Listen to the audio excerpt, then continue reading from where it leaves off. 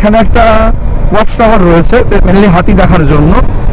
তো ওই এরিয়াটা যেখানে যখন সূর্যটা অস্ত যায়, সূর্যের যে লাল আভাটা যখন চারিদিকে যখন ছড়িয়ে পড়ে রাতে, মানে সন্ধ্যা হবার ঠিক মুহূর্তে আকাশটাতে, তো অপূর্ব সুন্দর লাগে ওই জিনিসটা দেখতে। এর আগে বহুবার এসেছি, কিন্তু আজকে এই মোটো ব্লগিং সেটআপে প্রথমবার।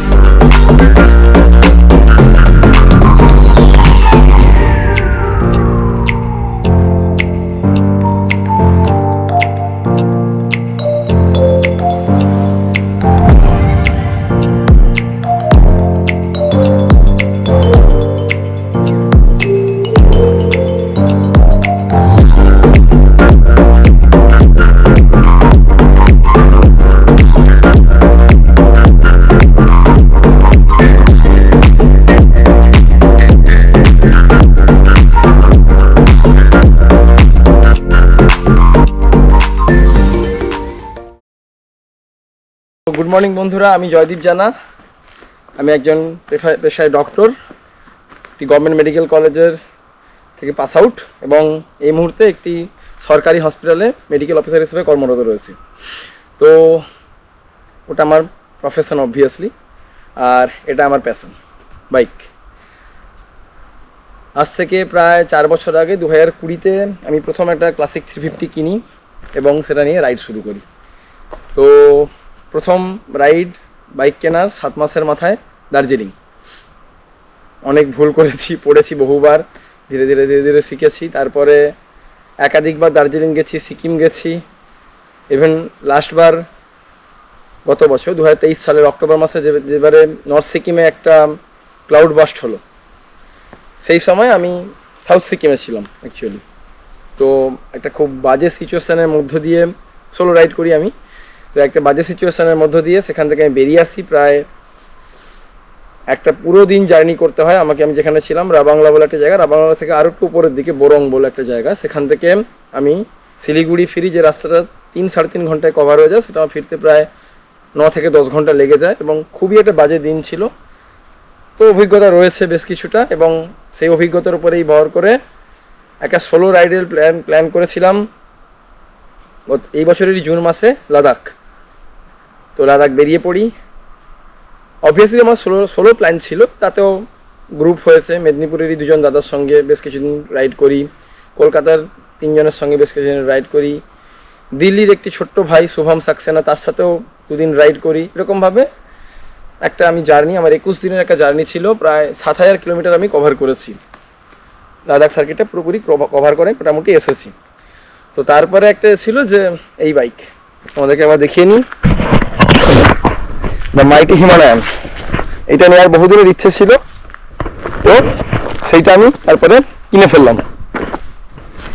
তো হিমালয়ান কেনার পর থেকেই সেভাবে কোনো বড় রাইড এখনো পর্যন্ত করে দেওয়া হয়নি, কিন্তু মোটামুটি একটা মডিফাই আমি করেছি বাইকটাকে। তো সেটা নিয়ে আজকে কথা বলবো।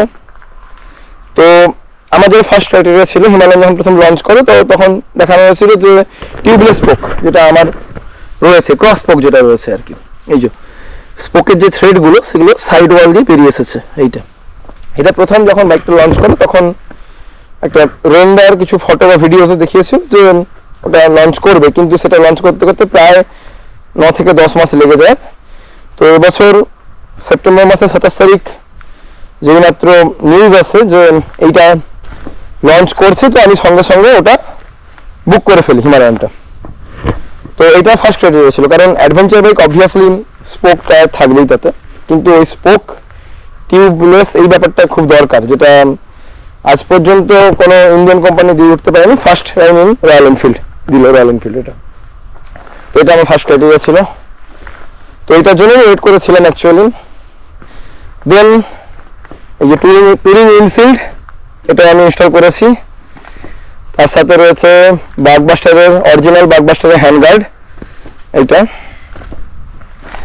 একটা হ্যান্ডেলবার রাইজারও লাগিয়েছি, কারণ এমনিতে অবভিয়াসলি আপরাইট পজিশন, কিন্তু তাও বলতে গেলে যেটা হয় যে আমার দুটো এলবো একটু স্ট্রেচ করতে হচ্ছে, আমাদের একটু পেন হচ্ছে এলবোতে, তো সেটার জন্য একটা অফসেট হ্যান্ডেলবার রাইজার আমি ইনস্টল করেছি এটাতে। আর যেটা আসছে অক্সিলারি লাইট বা ফগ লাইট, এটা স্কাউটেক্স এর মডেল, ইয়েলো ফিল্টার লাগানো রয়েছে অবভিয়াসলি। এর থেকে একটা বড় আছে ম্যাকডগেরি আলফা, কিন্তু বেশ বড় দেখলাম, সেটা খুব সম্ভবত 140 ওয়াট, আর এটা হচ্ছে 40 ওয়াটের, মানে 80 ওয়াট, যথেষ্ট আমার পক্ষে ঠিকই রয়েছে, দেখতে বেশ সুন্দর লাগছে, এটা ইনস্টল করেছি। আর এটা রয়েছে ট্রেল প্যাক বলে, এটা দুদিকে দুটো রয়েছে, এইটা এবং এইটা ভাইটারা কোম্পানির, যথেষ্ট কাজের, 8-16 লিটার, ভালো কিছু মোটামুটি জিনিস ক্যারি করার জন্য ঠিকঠাক। ফার্স্ট এড থাকতে পারে, আমাদের টায়ার ইনফ্লেটার সেটা রাখতে পারি, টুল বক্স রাখতে পারি, টুকটাক খাবার দাবার জামা কাপড় সবই ক্যারি করা যাবে। আচ্ছা, তারপরে যেটা আসছে সেটা হচ্ছে যেটা ফক্সিল কভার, ক্রিগা কোম্পানির, এটা আমি ইনস্টল করেছি ফক্সিল কভারটা। তার সাথে আসছে রেডিয়েটার গার্ড আর engine crash guard and sun guard, এটা পুরোটাই রয়্যাল এনফিল্ডের। এটা অবভিয়াসলি এটা সিলভার কালারের ছিল, সেটা আমি গাড়ির পেন্টের সঙ্গে যাতে ম্যাচ করে তাই একটা ম্যাট ব্ল্যাক স্প্রে পেন্ট করিয়ে নিয়েছি। তার সাথে আসছে যেটা সেটা হচ্ছে যে পেছনে টপ র্যাক, এটা হচ্ছে টপ র্যাক, এর উপরে একটা প্লেট লাগে যার উপরে আমরা টপ বক্সটাকে আমি ইনস্টল করতে হবে, সেটা আমি এখনো পর্যন্ত লাগাইনি, আমার টপ বক্সটা বাড়িতেই খুলে রাখা রয়েছে লাদাখ ট্রিপের পর থেকে, সেটা আমি এখনো পর্যন্ত ইনস্টল করিনি। এটা আমি লাগিয়ে নিয়েছি টপ র্যাকটা, ভালো রকম এটাতে লাগেজ ক্যারি করা যায়। আর একটা রয়েছে অটো ইঞ্জিনার, এটা হচ্ছে এক্সস্টের এক্সটেন্ডেড হিট শিল্ড প্রোটেক্টর, এই জিনিসটা। আর হচ্ছে পিলিয়ন ফুট রেস্ট, এটা আমি এলআরএল মোটরস থেকে অর্ডার করেছিলাম, 66 বিএইচপি কোম্পানির, অত্যন্ত স্টাডি এবং বেশ একটা মানে কোয়ালিটি বেশ সুন্দর এটার, এবং লুকস ওয়াইজ দারুণ দেখতে লাগে এই জিনিসটা। আর এই সারি গার্ডটা আমি খুলে দিয়েছি, এটা দেখলাম খুব একটা ভালো লাগছে না, সারি গার্ডটাতেই খুলে দিলাম। আর একটা হ্যাঁ, যেটা বলা হয়নি, সাইড স্ট্যান্ড এক্সটেন্ডার, এই জিনিসটা, এটা ছাড়া বাইকটা যেন একটু বেশি লিন হয়ে যায়, কারণ এর সাইড স্ট্যান্ডের যে